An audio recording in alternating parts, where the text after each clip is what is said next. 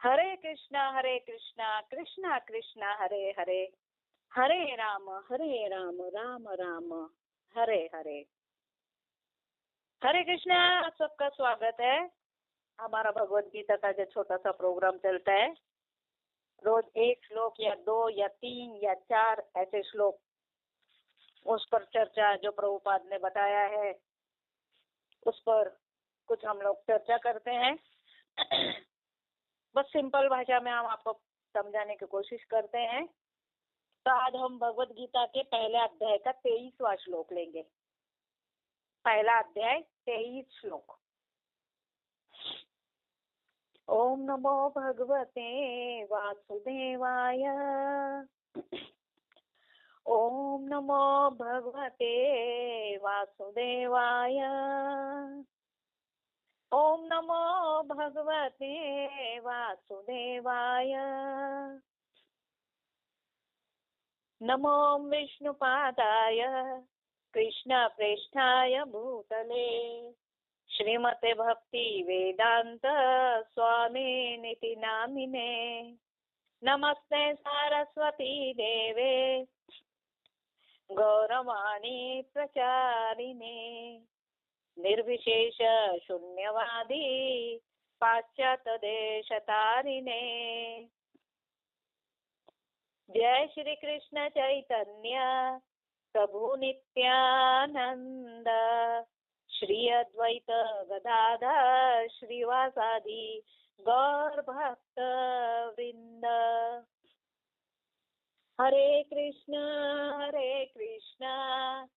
कृष्णा कृष्णा हरे हरे, हरे राम राम राम हरे हरे। हरे कृष्णा। तो आप सबका स्वागत है। आज हम भगवद गीता का पहला अध्याय और श्लोक नंबर 23। तो श्लोक इस प्रकार है। युत्स्यमानानवेक्षेऽहम् ये ते अत्र समागताः, धार्तराष्ट्राः दुर्बुद्धे युद्धे प्रिय चिकीर्षवः। यहाँ पर अर्जुन कह रहे हैं भगवान श्री कृष्ण को। अर्जुन ने कहा, माधव मुझे उन लोगों को देखने दीजिए जो यहाँ पर धृतराष्ट्र के दुर्बुद्धि पुत्र, जो दुर्योधन और उनके जो भाई है, उसको प्रसन्न करने की इच्छा से लड़ने के लिए आए हैं। दुर्योधन को प्रसन्न करने के लिए उसकी इच्छा से लड़ने के लिए आए हैं। तो मुझे देखने दो वो कौन कौन है दुर्बुद्धि पुत्र। तब तात्पर्य के रूप में प्रभुपाद हमें कुछ उदाहरणों द्वारा, कुछ कथाओं द्वारा तड़का छौंक मारकर इस कथा को बहुत अच्छा बनाते हैं, टेस्टी बनाते हैं।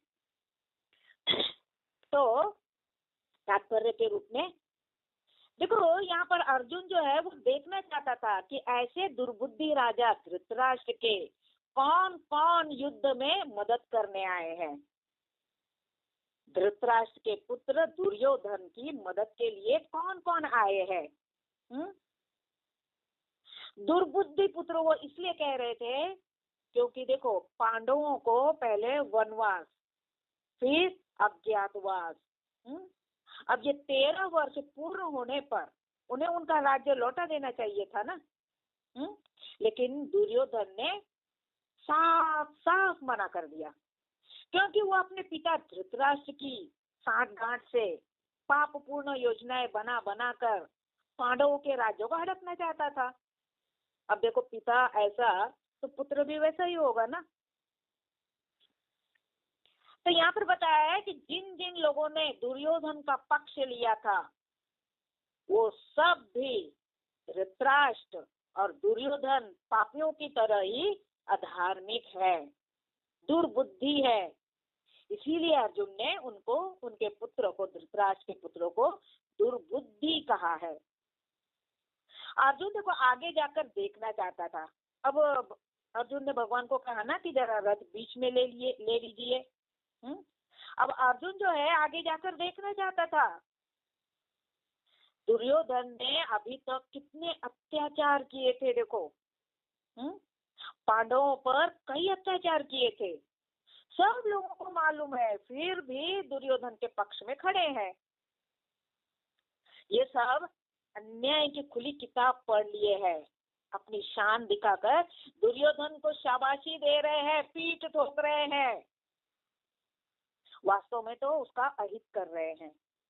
लेकिन यहाँ पर अर्जुन को हिम्मत है, हिम्मत क्यों पता है? क्योंकि भगवान कृष्ण उनके साथ में है, भगवान कृष्ण उन्हें साथ दे रहे हैं। अब जो भगवान के शरण में रहता है, भगवान उनका साथ देते हैं, उनकी मदद करते हैं, उनकी रक्षा करते हैं। इसलिए अर्जुन को हिम्मत थी कि भगवान श्री कृष्ण मेरे साथ में है। देखो, अर्जुन ने भगवान की वो नारायणी सेना भी नहीं ली थी, लेकिन भगवान को चुना। भगवान ने अर्जुन को पूछा, एक समय भगवान ने अर्जुन को पूछा कि अर्जुन, मैं तो अस्त्र शस्त्र चलाने वाला तो नहीं हूँ युद्ध में, तो मुझे क्यों चुना, मेरा क्या लाभ है तुम्हें? तब अर्जुन ने कहा, माधव आप मेरे सारथी बन जाओ, बस यही मेरे लिए सब कुछ है। भगवान भी देखो, जब इतनी बात सुने, भगवान ऐसे प्रसन्न हो गए, इतने प्रसन्न हो गए कि वाह, मैं अब अपने भक्त की सेवा करूंगा। और वो भक्त भी वैसा योग्य था भगवान के। भगवान इतने प्रसन्न हो गए कि मैं अब भक्त की सेवा करूंगा। और देखो, सेवा करूंगा ये सोचकर रथ चला रहे हैं, लेकिन इतना कि भगवान अपने भक्त की लाते भी खा रहे हैं, लाते खाने भी तैयार है। अब आप बोलोगे ये क्या बात? हाँ, मतलब देखो, जब युद्ध में रथ पर भगवान बैठे हैं, और बैठे तो वो सारथी के रूप में बैठे हैं। अब देखो, युद्ध शुरू होता है तो ऐसा नहीं है कि भगवान इधर देखो, इस तरफ चलो, उस तरफ, ऐसा तो नहीं हो सकता, उस समय तो समय नहीं रहता है।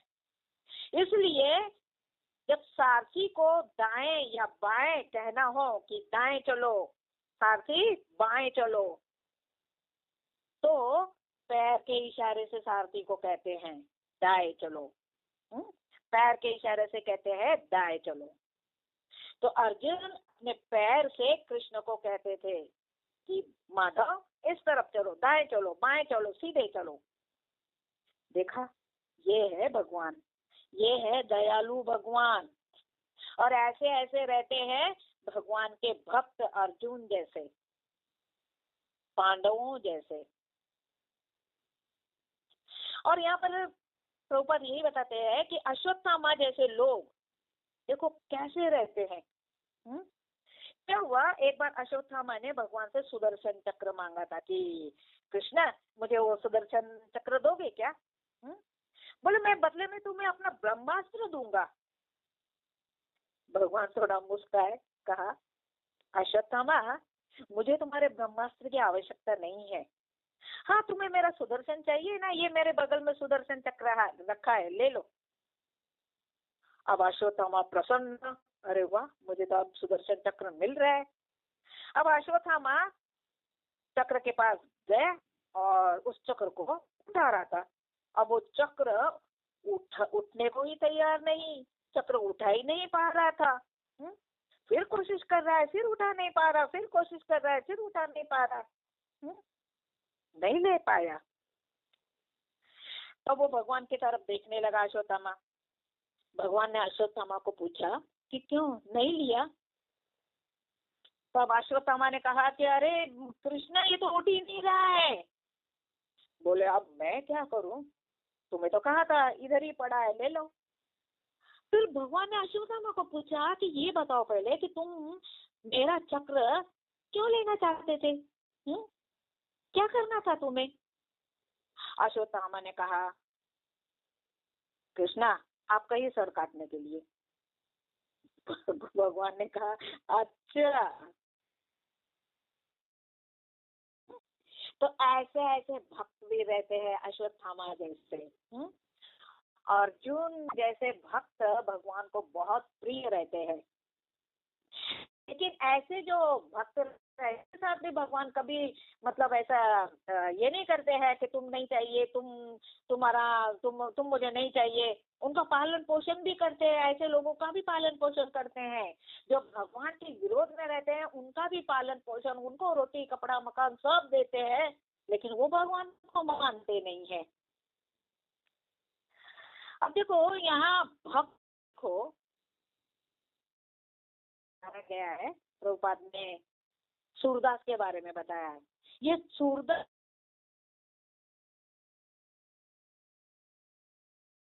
लेकिन वो अंधे थे, उन्हें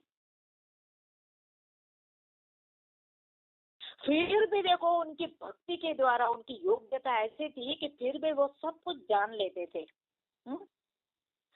किसके मन में क्या चल रहा है, कौन क्या बोलने वाला है, ये सब जान लेते थे, क्योंकि भगवान के अनन्य भक्त थे।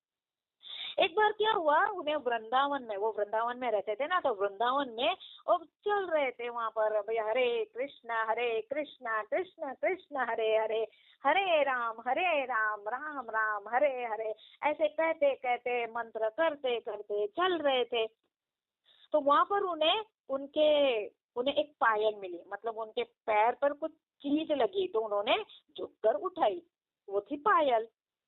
तो उन्होंने वो पायल को अपने पास रखा, सोचा जो भी इसकी मालकिन होगी उसे मैं दे दूंगा। अब क्या हुआ, वो पायल थी राधा रानी की। तो राधा रानी ने देखा, अरे मेरे पैर में पायल नहीं है।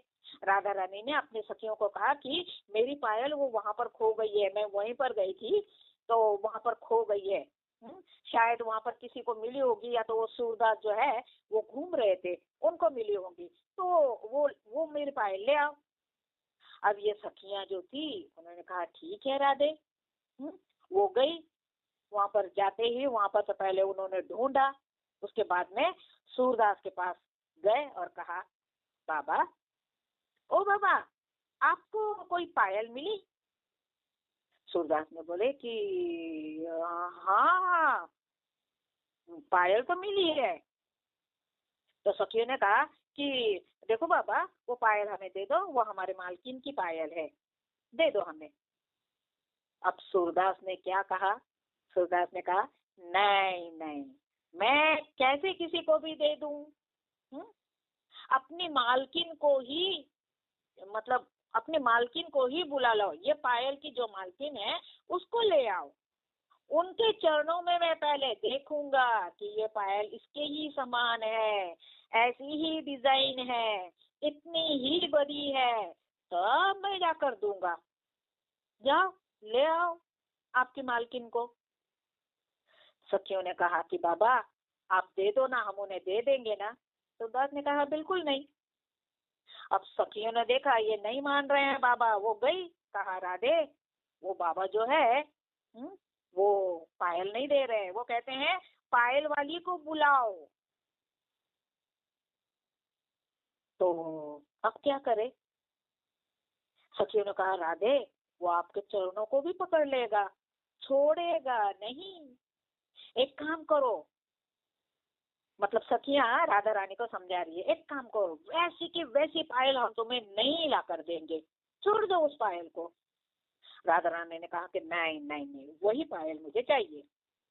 राधा रानी जो थी वो गई, सूरदास को कहा, बाबा मैं मेरी पायल लेने आई हूँ, वो पायल मुझे दे दो ना। सूरदास ने कहा, तुम्हें पायल दूं? क्या प्रूफ है कि वो तुम्हारी ही पायल है? राधा रानी कहा, अरे बाबा तुम देख तो लो ना। अरे देख नहीं सकते, मगर मेरे चरणों में जो दूसरी पायल है उसको हाथ लगा कर देख लो, पहचान लो। तब सूरदास ने राधा रानी ने तुरंत अपना चरण जो था आगे किया। सूरदास ने राधा रानी के पायल के चरणों को, जिस जिस चरण में पायल थे उस पायल के चरणों को पहले तो छू लिया। देखो आजकल तो राधा रानी के चरणों का दर्शन भी नहीं हो रहा है, लेकिन ये जो नेत्रहीन सूरदास है, उन्होंने तो उनके चरणों को छू लिया, और चरणों को छू कर वो पायल को ऐसे हाथ लगा लगा कर देख रहे थे। हाँ, ये डिजाइन वही है, हाँ ये इतनी बड़ी है, हाँ ये बराबर है। सूरदास ने पहचाना कि हाँ यही डिजाइन है। कहा हाँ हाँ यही पायल है तुम्हारी। लेकिन सूरदास ये पायल के द्वारा राधा रानी के चरण पकड़ लिए। सूरदास देखो क्या सौभाग्यशाली था कि उसने पायल के द्वारा, मतलब पायल के द्वारा राधा रानी के चरणों को पकड़ लिया। कहा, राधे अब मैं आपके चरण नहीं छोड़ूंगा। हे राधा रानी, बस मुझे आपका दर्शन करना है। हे राधे, बस थोड़ी देर के लिए मुझे दृष्टि दे दो, थोड़ी देर के लिए दे दो राधे, मैं तुम्हारे दर्शन करूंगा और तब तुम्हारे चरण छोड़ूंगा। तब राधा रानी ने कहा कि ठीक है बाबा। राधा रानी को भी दया आ गई सूरदास पर। राधा रानी ने कहा ठीक है। राधा रानी ने फिर दिव्य दृष्टि दी सूरदास को। सूरदास ने राधा रानी के दर्शन किए। जैसे उन्होंने राधा रानी को देखा, उनके आंसू ही आंसू जा रहे थे सूरदास के। राधा रानी के दर्शन करते हुए, हाथ जोड़े हुए, नीचे बैठे हुए राधा रानी के दर्शन कर रहे थे। आंसू ही आंसू बह रहे थे सूरदास के। बहुत मन लगाकर जी भर के राधा रानी का दर्शन किया। तब कहा, हे राधा रानी, अब ये दृष्टि ले लो, अब मुझे ये दृष्टि नहीं चाहिए। हाँ? मुझे जो देखना था, मुझे जो दर्शन करना था, वो दर्शन मैंने कर लिए, मैंने देख लिया। अब देखो राधे रानी, इस संसार की माया, ये संसार की माया वस्तु मुझे बिल्कुल नहीं देखनी है। मुझे फिर से अंधा बना दो। तो देखा, ऐसे भक्त रहते हैं। अब यहाँ पर हम श्लोक के पास आ जाएंगे। यहाँ ये अंधे जो नेत्रहीन धृतराष्ट्र है, वो एक तो तन से भी अंधा है, आंख से भी अंधा है, मन से भी अंधा है। यहाँ हमें दिखाई दे रहा है ये दुर्बुद्धि दुर्योधन की क्या अवस्था है। ये दुर्योधन को अर्जुन ने दुर्बुद्धि कहा है, यानी दूसरों का धन हड़पने वाला। एक बार भगवान श्री कृष्ण देखो, मतलब ऐसे ऐसे भक्त रहते हैं। एक बार क्या हुआ था, भगवान श्री कृष्ण धृतराष्ट्र के पास शांति दूत बनकर गए थे कि भाई समझौता कर लेंगे, शांति बनाए रखेंगे, और तो शांति दूत बनकर गए थे वहां। तो वहां पर भगवान श्री कृष्ण ने कहा था कि महाराज, आप ये सिंहासन पर बैठे हैं ना, बैठे रहो, बैठे रहो, तुम तुम्हारा पुत्र दोनों भी चिपके रहो ये सिंहासन पर। लेकिन सिर्फ 5 गांव तो दे दो ना पांडवों को। अब वो दुर्योधन वो कहाँ पर बैठा था पता नहीं, कहता है ग्वाले, अरे 5 गांव तो क्या, 5 महल तो क्या, अरे उनको एक सुई की नोक इतनी भी भूमि नहीं दूंगा। क्या समझ रखा है तुमने हमें? समझे? ऐसा दुर्योधन बोल रहा था। अब भगवान वहां पर चुप हो गए। आगे की बहुत बड़ी कथा है, लेकिन समय की पाबंदी रहती है। तो ऐसे हैं ये दुर्बुद्धि पुत्र जो धृतराष्ट्र के थे। ठीक है, तो आज हम यहाँ पर कथा को समाप्त करते हैं, विराम देते हैं। कल फिर मिलेंगे। हरे कृष्णा।